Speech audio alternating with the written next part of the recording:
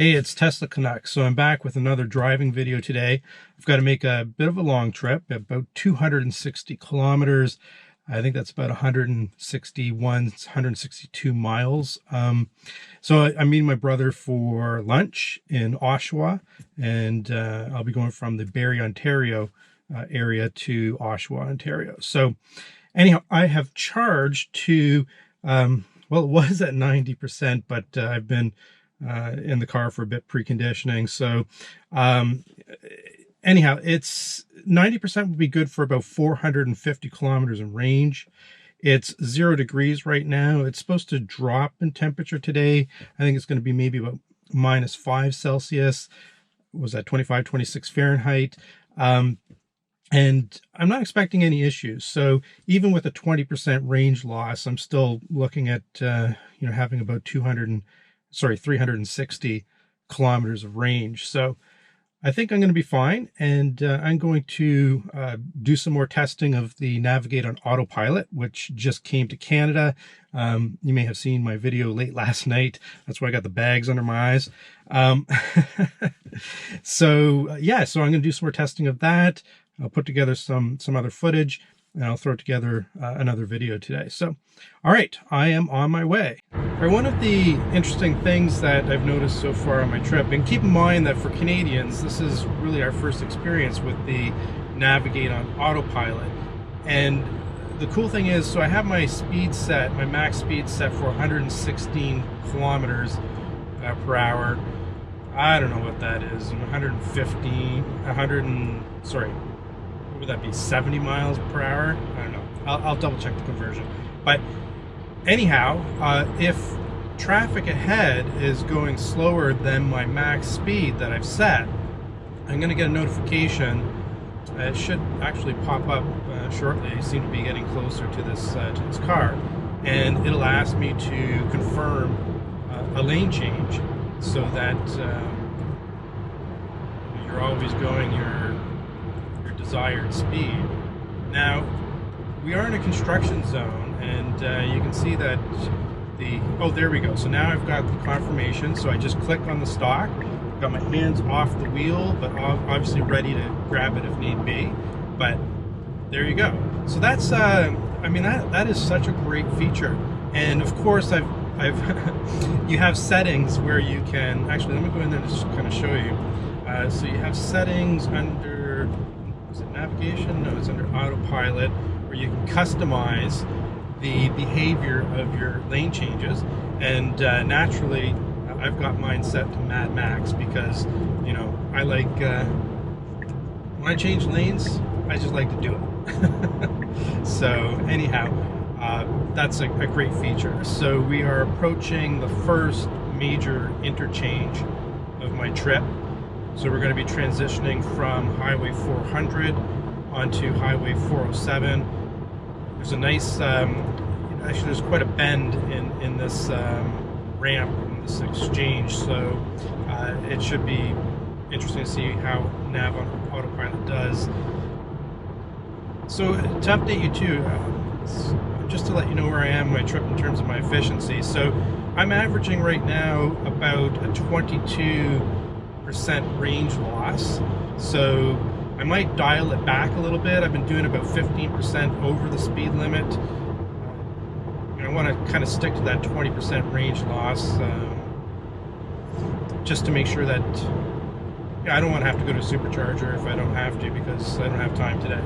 Okay, so let's see what happens here. I've got the hands off the thing, off the steering wheel. The Tesla has navigated into the interchange. In 300 meters, take the on 407 East ramp on the left. So it looks like this is pretty now solid. Take the on 407 East ramp on the left.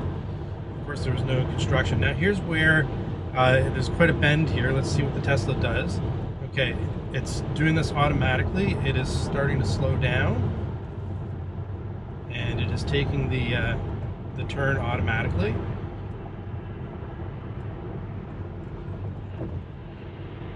Now, I would probably take this turn a little bit faster than this, but That's just me. You know, unless there's like, you know, snow or something, then I wouldn't be going that fast, but okay, that's great. So we'll just kind of make it up a little bit further to complete the transition, and then I will follow up with you again later. Oh, let's see what happens with this truck here. I'm going to fire it up a little bit just to, this truck's kind of moving. Fire it up again.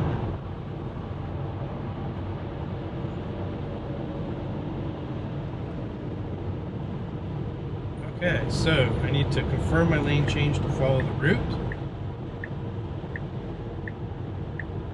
This tells you upcoming lane change.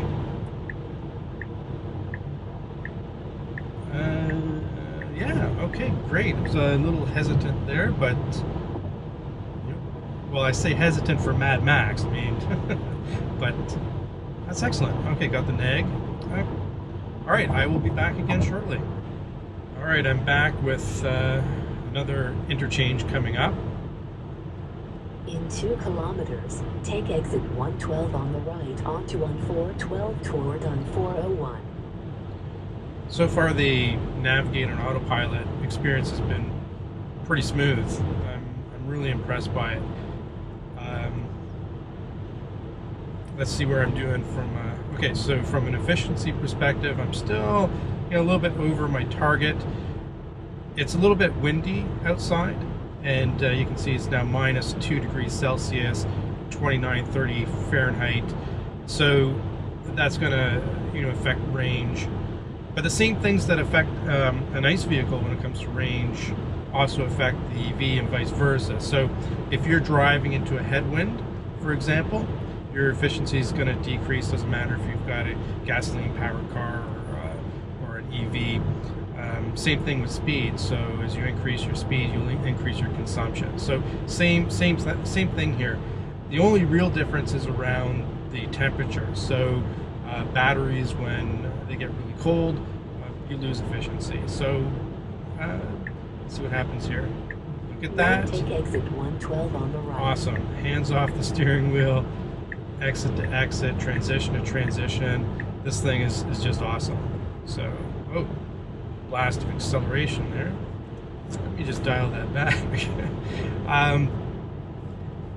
Yeah, you know, so in the cold weather, back to what I was saying, you're going to have a little decrease in efficiency, but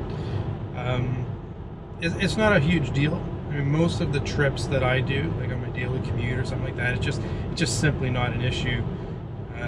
And then if you're doing longer trips, obviously you can plan for that type of thing. I typically see about a 20% loss in range around this temperature. So,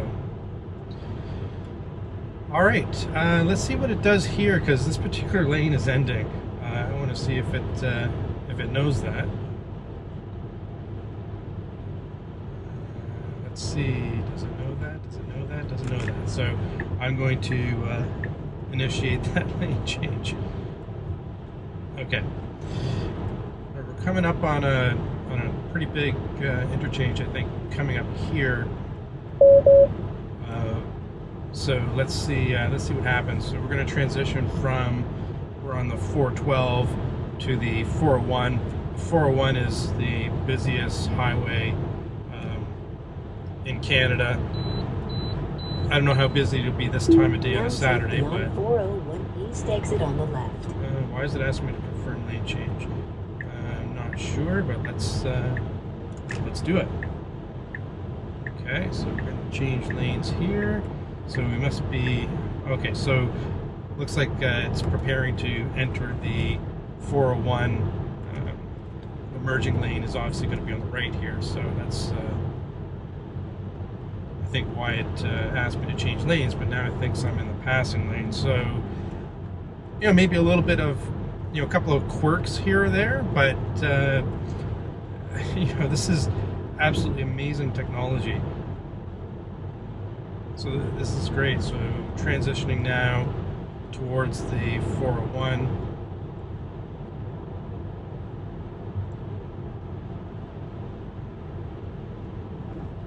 technically I guess I am in the passing lane because there are 2 lanes here, but I'm going to ignore that. Okay, so here we are. This is the 401. I'm going to manually just initiate a lane change here. And then it looks like we're going to be getting into a crap ton of traffic. So fun. This is where Autopilot really shines, you know, when the traffic gets like this. So I'm going to sit back and relax and enjoy the last 9 kilometers of my journey, and I'll check in back with you guys then, and we can update where I am with the efficiency and the end of my trip. All right, so this is going to be the end of the, I guess, highway to on-ramp to off-ramp navigation coming up. So, I mean, we've seen Nav on Autopilot just handle everything we've thrown at it today. So I don't expect any issues at this intersection, but we'll let the Tesla do its thing, and let's see what happens. It wants me to confirm a lane change, so do that. Okay. Now take exit 415 on the right. So it's taking the exit here for me.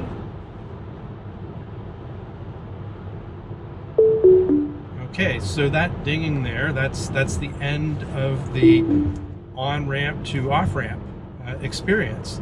Fantastic. So I'm telling you, it just makes your journey that much more enjoyable, just to sit back and relax. I mean, paying attention, obviously, you're driving, right? But for the most part, it eliminates a lot of the stress of the drive. So kudos to Tesla for that.